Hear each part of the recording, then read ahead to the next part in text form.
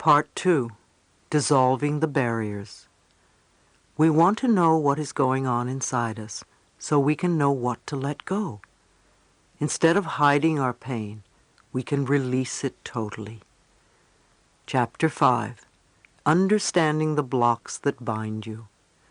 Chronic patterns of self-hate, guilt, and self-criticism raise the body's stress levels and weaken the immune system.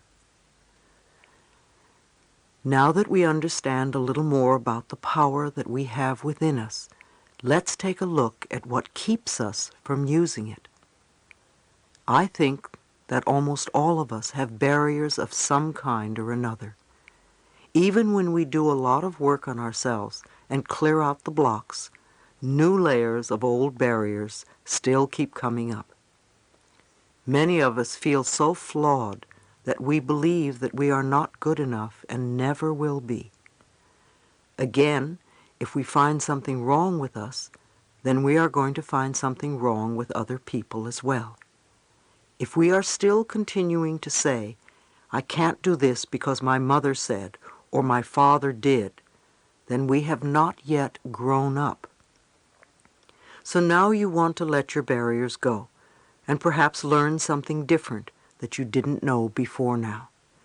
Perhaps one sentence here will trigger a new thought. Can you imagine how wonderful it would be if every day you learned a new idea that would help you let go of the past and create harmony in your life? When you become aware and understand the individual process of life, you will know what direction to take. If you put your energies into learning something about yourself, you will eventually see those problems and issues that you need to dissolve. We all have challenges in life. Everybody does. Nobody goes through life without them. Otherwise, what would be the purpose of coming to this particular school called Earth? For some, there are health challenges, and for other people there are relationship challenges, or career, or financial challenges. Some have a little or a lot of everything. I think one of our biggest problems is that most of us haven't the faintest idea of what it is we want to let go. We know that it's not working, and we know what we want in our life, yet we don't know what's holding us back. So let's take time to look at the blocks that bind us. If you think for a moment about your own patterns and problems and the things that hold you back, which categories do they fall into? Criticism, fear, guilt, or resentment? I call these categories the Big Four. Which is your favorite one? Mine was a combination of criticism and resentment. Maybe you are like me and have two or three. Is it fear that always comes up, or guilt? Are you very, very critical or resentful? Let me point out that resentment is anger that is stuffed down. So if you believe you are not allowed to express your anger, then you have stored a lot of resentment. We cannot deny our feelings. We cannot conveniently ignore them. When I had my cancer diagnosis, I had to look very clearly at myself. I had to acknowledge some nonsense that I didn't want to admit about myself. For instance, I was a very resentful person, and I carried a lot of bitterness from the past. I said, "Louise, you have no time to indulge in that anymore. You really must change." Or, as Peter McWilliams says, you can no longer afford the luxury of a negative thought. Your experiences always reflect your inner beliefs. You can literally look at your experiences and determine what your beliefs are. Maybe it's disturbing to consider, but if you look at the people in your life, they are all mirroring some belief you have about yourself. If you are always being criticized at work, it is probably because you are critical and have become the parent who once criticized the child. Everything in our lives is a mirror of who we are. When something is happening out there that is not comfortable, We have an opportunity to look inside and say, how am I contributing to this experience? What is it within me that believes I deserve this? We all have family patterns, and it is very easy for us to blame our parents or our childhood or our environment, but that keeps us stuck. We don't become free. We remain victims, and we perpetrate the same problems over and over again. So it really doesn't matter what anybody else did to you or what they taught you in the past. Today is a new day. You are now in charge. Now is the moment in which you are creating the future in your life and your world. It really doesn't matter what I say either, because only you can do the work. Only you can change the way you think and feel and act. I'm just saying that you can. You definitely can, because you have a higher power within you that can help you break free from these patterns if you allow it. You can remind yourself that when you were a little baby, you loved yourself for who you were. There is not one little baby who criticizes its body and thinks, oh, my hips are too big. Babies are thrilled and delighted just because they have bodies. They express their feelings. When a baby is happy, you know it. And when a baby is angry, the whole neighborhood knows it. They are never afraid to let people know how they feel. They live in the moment. And you were like that once. As you grew up, you listened to people around you, and you learned about fear and guilt and criticism from them. If you grew up in a family where criticism was the norm, then you are going to be critical as an adult. If you grew up in a family where you were not allowed to express anger, then you are probably terrified of anger and confrontation, and you swallow it and let it reside in your body. If you were raised in a family where everybody was manipulated by guilt, then you are probably going to be the same way as an adult. You are probably a person who runs around saying, I'm sorry, all the time, and can never ask for anything outright. You feel you have to be manipulative in some way in order to get what you want. As we grow up, we begin to pick up these false ideas and lose touch with our inner wisdom. So we really need to release these ideas and return to the purity of spirit where we truly love ourselves. We need to reestablish the wonderful innocence of life and the moment-by-moment joy of existence, the same joy that a baby feels in its blissful state of wonder. Think of what you want to become true for yourself. State them in positive, not negative affirmations. Now go to the mirror, look in your eyes, and repeat your affirmations. See what obstacles are in your way. When you begin to state an affirmation like, I love and approve of myself, really pay attention to what negative messages come up, because as you recognize them, they become the treasures that will unlock the door to your freedom.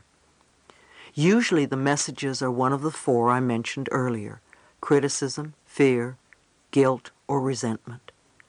And most likely you learn these messages from people back there. Some of you have chosen some difficult tasks to handle in this lifetime, and it is my belief that we really come here to love ourselves in spite of what they say or do. We can always go beyond our parents' or our friends' limitations. If you were a good little girl or boy, you learned your parents' limited way of looking at life. You see, you're not bad. You are good children. You learned exactly what your parents taught you. Now that you are grown up, you're doing the same thing. How many of you hear yourself saying what your parents used to say? Congratulations. They were very good teachers and you were very good students. But now It is time for you to begin to think for yourself. A lot of us may face resistance when we look in the mirror and repeat our affirmations. However, resistance is the first step to change. Most of us want our lives to change, but when we are told that we have to do something different, we say, "Who, me? Oh, I don't want to do that." Others may experience feelings of despair. Often if you look in the mirror and say, "I love you," the little child inside says, "Where have you been all this time? I've been waiting for you to notice me." And waves of sadness come up because you've been rejecting the little child for a long, long time. When I did this exercise in one of my workshops, a woman said she was very, very scared. I asked her what frightened her, and she shared the fact that she was an incest survivor. Many of us have had this experience called incest, and we are learning to come through it. It's interesting that it occurs so often on our planet. We read so much about incest these days, yet I don't think it is happening any more now than it ever did. We have advanced to a state where we now feel that children have rights, and we are allowing ourselves to see this ugly sore in society. In order to release the problem, we have to first recognize it, and then we can work through it. Therapy is so important for incest survivors. We need a safe space where we can work through these feelings.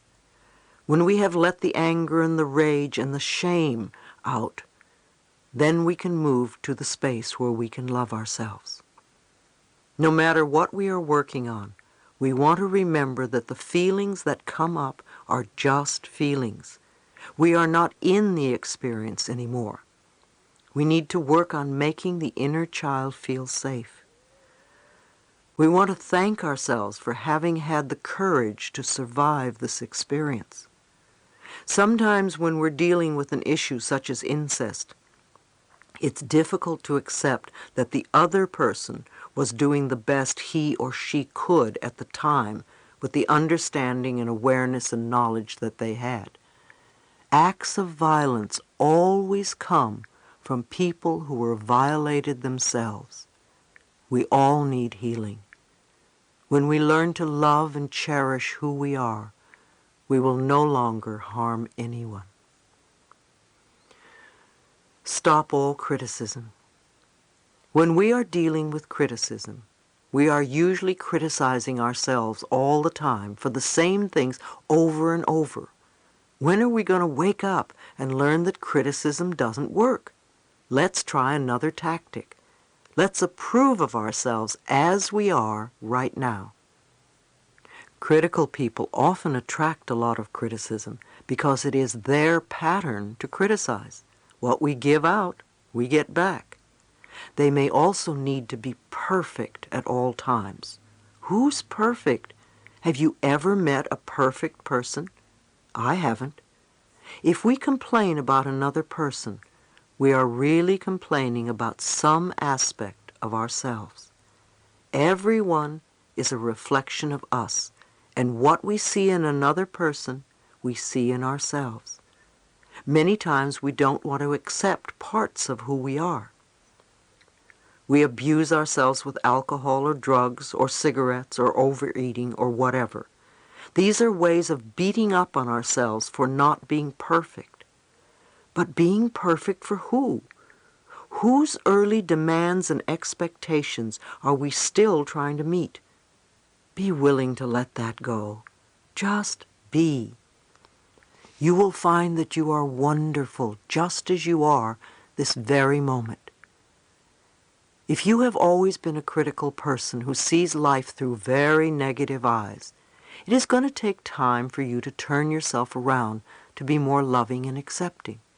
You will learn to be patient with yourself as you practice letting go of the criticism, which is only a habit, not the reality of your being. Can you imagine how wonderful it would be if we could live our lives without ever being criticized by anyone? We would feel totally at ease, totally comfortable. Every morning would be a wonderful new day because everyone would love you and accept you, and nobody would criticize you or put you down. You can give this happiness to yourself by becoming more accepting of the things that make you unique and special.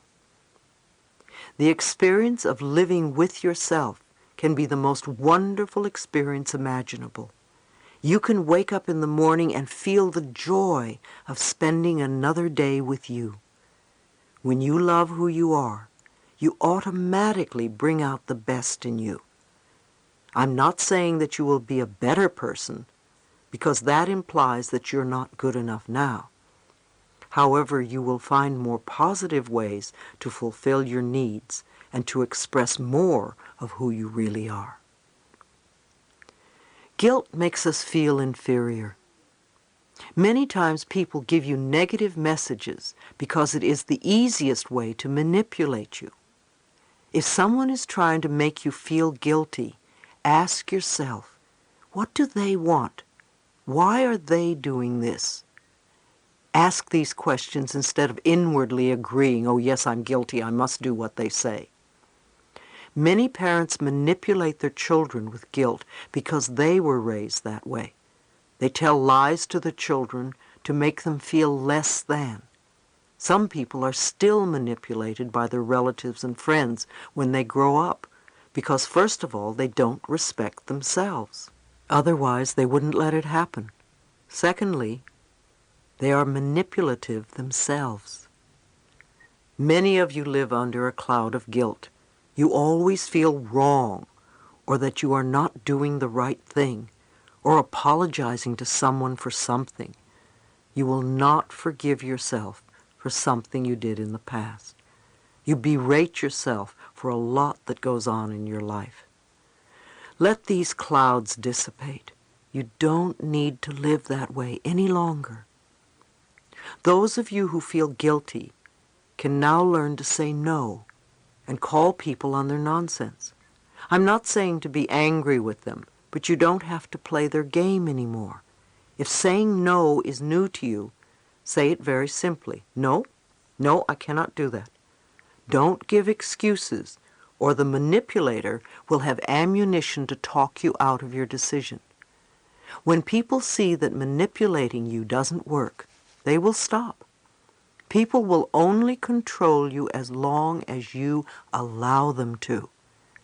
You may feel guilty the first time you say no. However, it gets easier the next few times. A woman at one of my lectures had a baby who was born with a congenital heart disease. She felt guilty because she'd believed that it was her fault. She did something to the baby. Unfortunately, guilt does not solve anything. In her case, no one did anything wrong. I told her that I thought it could have been a soul choice for the baby and a lesson for both the mother and baby. My answer for her was to love the baby and love herself and stop feeling that she did something wrong. That sort of guilt would not heal anyone. If you do something that you are sorry about, stop doing it. If you did something in the past that you still feel guilty about, forgive yourself. If you can make amends, do it, and don't repeat the action again. Every time guilt comes up in your life, ask yourself, what do I still believe about myself? Who am I trying to please? Notice the childhood beliefs that come up. When somebody comes to me who's been involved in a car accident, there is usually guilt on a deep-seated level and a need for punishment. There can also be a lot of repressed hostility because we feel we don't have the right to speak up for ourselves. Guilt seeks punishment, so we can literally become our own judge, jury, and executioner, condemning ourselves to a self-imposed prison. We punish ourselves, and there is no one around to come to our defense. It's time to forgive ourselves and set ourselves free. One elderly lady at one of my seminars felt enormous guilt about her middle-aged son. He was an only child who grew up to be a very withdrawn person. She felt guilty because she was very strict with him while he was growing up. I explained that she had done the best she knew how to do at the time. I believe he chose her as a mother before he incarnated into this lifetime, so on a spiritual level he knew what he was doing. I told her that she was wasting all her energy feeling guilty about something that she couldn't change. She sighed and said, "It's such a shame that he's this way, and I'm sorry I did a bad job." Now you see, that's wasted energy because it doesn't help her son now, and it certainly doesn't help her. Guilt becomes a very heavy burden and makes people feel inferior. Instead, I told her that every time the feeling came up, she could say something like, "No, I don't want to feel that way anymore. I'm willing to learn to love myself. I accept my son exactly as he is." If she continued to do this, the pattern would start to shift, and she would free both of them. Even if we don't know how to love ourselves, the fact that we are willing to love ourselves will create the difference. It's just not worth it to hold on to these old patterns. The lesson is always love yourself.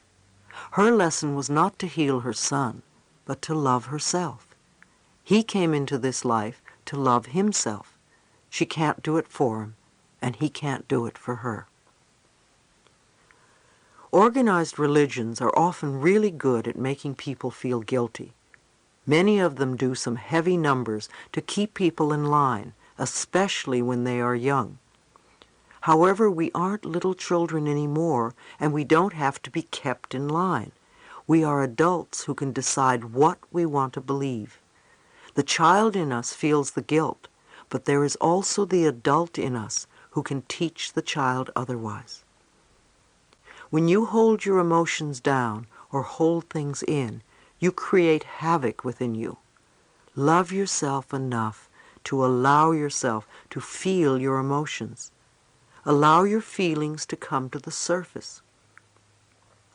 At first, you may find yourself crying for days or getting angry a lot. You may have to process quite a bit of old stuff. I suggest you do affirmations that make going through the process easier, smoother, and more comfortable, such as, "I now release with ease all old negative beliefs. It is comfortable for me to change. My pathway is now smooth. I am free of the past." Also, don't add judgment to your feelings. That only pushes the feelings down even more. If you are going through incredible dilemmas or crises, affirm that you are safe and that you are willing to feel. Affirming these positive feelings will bring about beneficial changes.